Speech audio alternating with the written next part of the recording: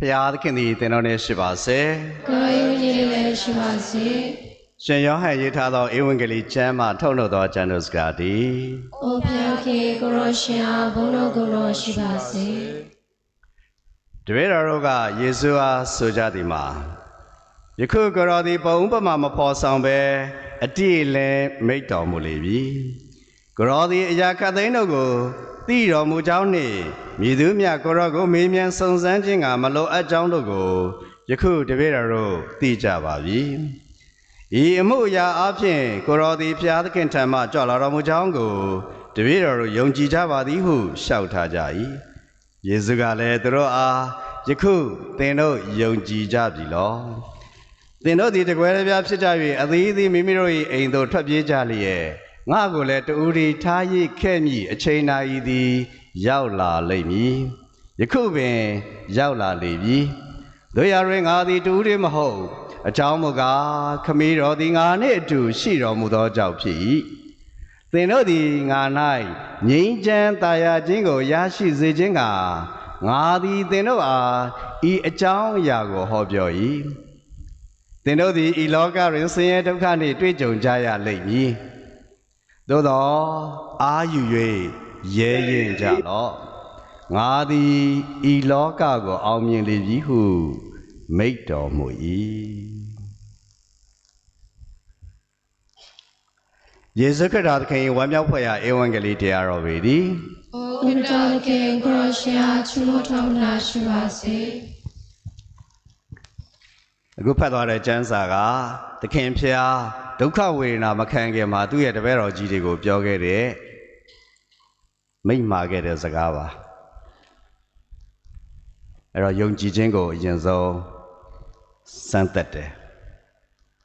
ယုံကြပြီလားအဲ့ဒီခါကျတော့မှသူ့ရဲ့ passion ဝေဒနာကိုဒုက္ခစရိယာအကြောင်းကိုစပြောတော့တာပဲလောကထဲမှာနေတဲ့အခါမှာမင်းတို့တွေဒုက္ခဆင်းရဲနဲ့ကြုံကြရလိမ့်မယ်။ကြုံကောင်းကြုံမယ်လို့မဟုတ်ကြုံကြရမယ်ဆိုတာတကယ်လဲကြုံရတာပါပဲ။ဒါပေမဲ့သခင်ဖျားနောက်ဆုံးအဲ့ဒီဒုက္ခကြုံရမယ်အခြေအနေကိုကြုံမြင်နေတဲ့အခါမှာသူ့ရဲ့တပည့်တော်တွေကိုပြောတဲ့အားပေးစကား Take courage အာယူ၍ရဲရင်ကြလော့မစိုးရိမ်နဲ့ဘာဖြစ်လို့လဲငါဒီလောကကိုအောင်မြင်ခဲ့ပြီတကယ်လဲကိုရောရှင်အောင်မြင်ခဲ့ပြီမနေ့ကအဆန်းရှင်ဖျားရှင်ဘုန်းတော်နဲ့ကောင်းကင်ကိုတက်ကြွတဲ့ပွဲတော်ကိုကျွန်တော်ကျင်းပကြတာပေခြင်းကိုအောင်မြင်ခဲ့သလိုအပြစ်တရားကိုအောင်မြင်ခဲ့တယ်မကောင်းဆိုးဝါးအကုန်လုံးကိုဒီမှာလောကလို့ရှင်ယောဟန်ကျမ်းမှာဖော်ပြတဲ့အခါတိုင်းအမောင်ကဘာကိုယဉ်ညွှန်းတယ်အပြစ်တရားကိုယဉ်ညွှန်းတယ်မကောင်းဆိုးဝါးကိုဖော်ဆောင်တယ်ဒါကြောင့်ဒုစရိုက်သားတွေကျင်လေရာကဘာလောကဆိုတာအဲ့ဒီမကောင်းမှုအလုံးကိုဖျားရှင်ကသူ့ရဲ့အချစ်နဲ့အောင်မြင်သွားခဲ့ပြီဆိုတာကိုဖော်ပြတယ်ဒါကြောင့်ချစ်တော်ကြီးကိုမမပေါလို့ဒီကနေ့အဲ့ဒီကျမ်းပိုက်လေးဟာတပည့်တော်ကြီးတွေအတွက်တသက်ပဲမဟုတ်ဘဲနဲ့ယနေ့ကျွန်တော်တို့တူးချင်းစီအတွက်ပါတပည့်တော်ကြီးတွေရဲ့အတွေ့အကြုံဟာကျွန်တော်တို့ရဲ့အတွေ့အကြုံပါဖခင်ကိုယုံပါတယ်သို့တော့မင်းတို့တကွဲတပြားနဲ့တယောက်ချင်းစီကငါ့ကိုထားခဲ့ပြီးတော့နောက်မင်းတို့အိမ်ကိုပြန်ပြေးကြပါ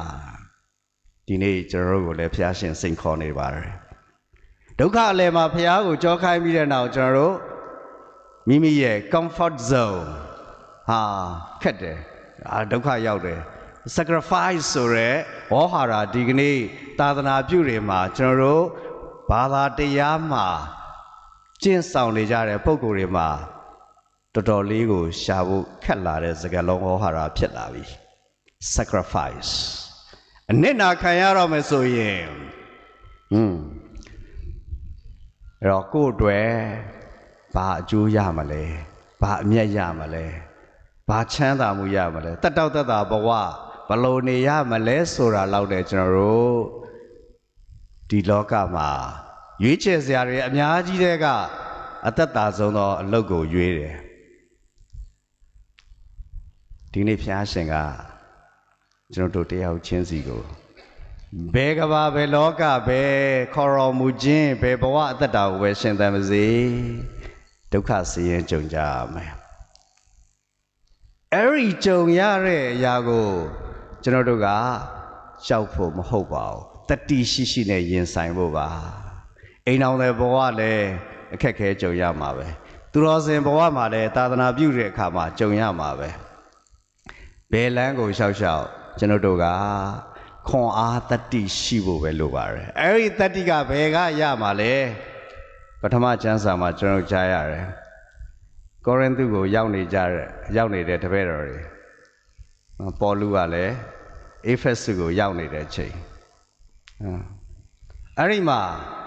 ယုံကြည်သူတွေနဲ့သူတွေ့တဲ့အခါမှာမေးတယ်ဟေးမင်းတို့ဝိညာဉ်တော်မြတ်ကိုရပြီလားဝိညာဉ်တော်ဖခင်ကဘာလဲဆိုတာတော့ဟုတ်လားဝိညာဉ်တော်ဖခင်ရှိလားသူတို့တွေမသိရပါလားမသိဘူးဒါဆိုမင်းတို့ဘလို့စေကြောခြင်းများခံခဲ့ကြတာလဲယောဟန်ဘပ်တစ်စတာရဲ့စေကြောခြင်းကိုကျွန်တော်ခံခဲ့တယ်အဲ့လောက်လည်းမရဘူးသခင်ဖခင်၌ယုံကြည်ခြင်းနဲ့စေကြောခြင်းကိုခံဖို့အတွက်လိုအပ်တယ်လို့တန်ဖိုးလူပြောခဲ့အဲ့တော့စေကြောခြင်းခံတယ်ဆိုတာဘာလို့တာလဲဝိညာဉ်တော်၌အသက်တပံငွေဖွာခြင်းခံတာဝိညာဉ်တော်ဖျားတကယ်ရှိလာပြီဆိုလို့ရှိရင်ကျွန်တော်မှာ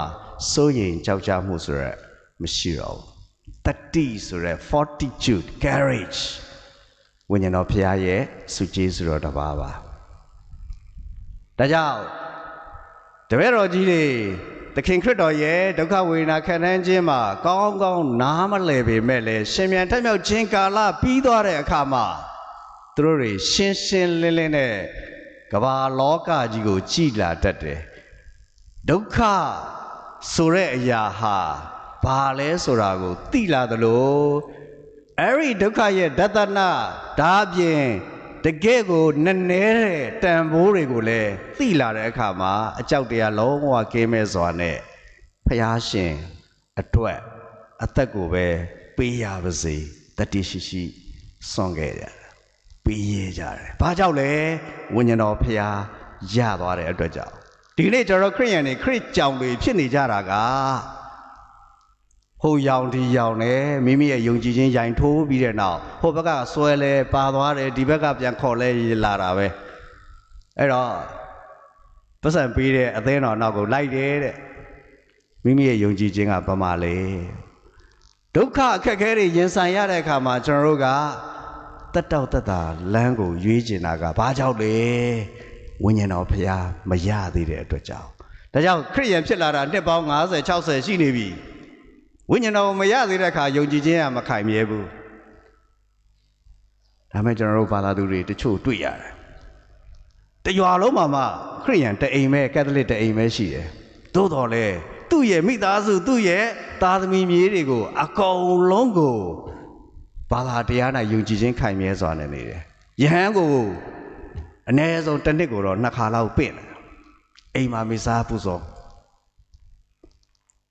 ဖျားရှိခိုးတယ်ဒါဟာဒီကနေ့ကျွန်တော်တို့အားလုံးအတွက်ပြန်ဆင်ခြင်ဖို့အချက်ပါဝိညာဉ်တော်ဖျားဟာကျွန်တော်နဲ့အတူတူရှိနေပါတယ်ဒါကိုပြန်အသိမှတ်ပြုပြီးတဲ့နောက်မိမိရွေးချယ်တဲ့လမ်းဟာဘာလမ်းပဲဖြစ်နေပါစေကျွန်တော်ဆင်းရဲခြင်းတွေဒုက္ခအခက်အခဲတွေဒီဘဝမှာမကင်းပါဘူးပြေးလေလိုက်လေပါပဲကျွန်တော်ရှိတဲ့နေရာမှာပြဿနာရှိမယ်ဒုက္ခအခက်အခဲရှိမယ်ရင်ဆိုင်ရမယ်ဒါကိုအောင်နိုင်ဖို့အတွက်ဖျားနဲ့ပေါင်းဖို့ပဲလိုပါတယ်ဝိညာဉ်တော်ဖျားရှိလာတဲ့အခါမှာတပည့်တော်ကြီးတွေအကြောက်တရားလုံးဝကင်းပြီးတဲ့နောက်မင်းတို့ဘာပြောရမလဲဘလို့ထွက်ဆိုရမလဲဘလို့ရင်ဆိုင်ရမလဲဘာမှမစိုးရိမ်နဲ့အချိန်တိုင်းဝိညာဉ်တော်ဖျားသင်ပေးမယ်မင်းတို့အားဖြင့်ဝိညာဉ်တော်ဖျားစကားပြောမယ်ဒီနေ့အသင်းတော်ထဲမှာအဲ့ဒီဝိညာဉ်တော်ဖျားကတကယ်လုံနေပါတယ်အလုတ်လုံနေပါတယ်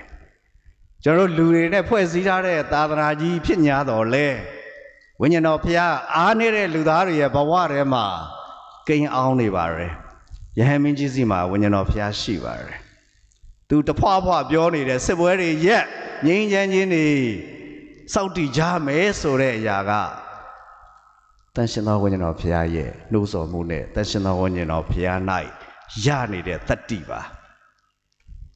စစ်ပွဲတွေတိုက်ပြီးတော့အနိုင်ယူပြီးငြိမ်းချမ်းကြီးကိုစောင့်တည်ဖို့မဟုတ်ပါဘူးလက်နက်တွေနဲ့နိုင်ငံတကာကိုစောင့်တည်လို့မရသလိုငြိမ်းချမ်းကြီးကိုလည်းရှာလို့မရပါဘူးဒါကြောင့်ချစ်တော်ညီကိုမောင်မပေါင်းလို့ဒီကနေ့ကျွန်တော်တို့ရဲ့နှလုံးသားထဲမှာဝိညာဉ်တော်ဖျားကိုနေရာပေးပါဖိတ်ခေါ်ပါ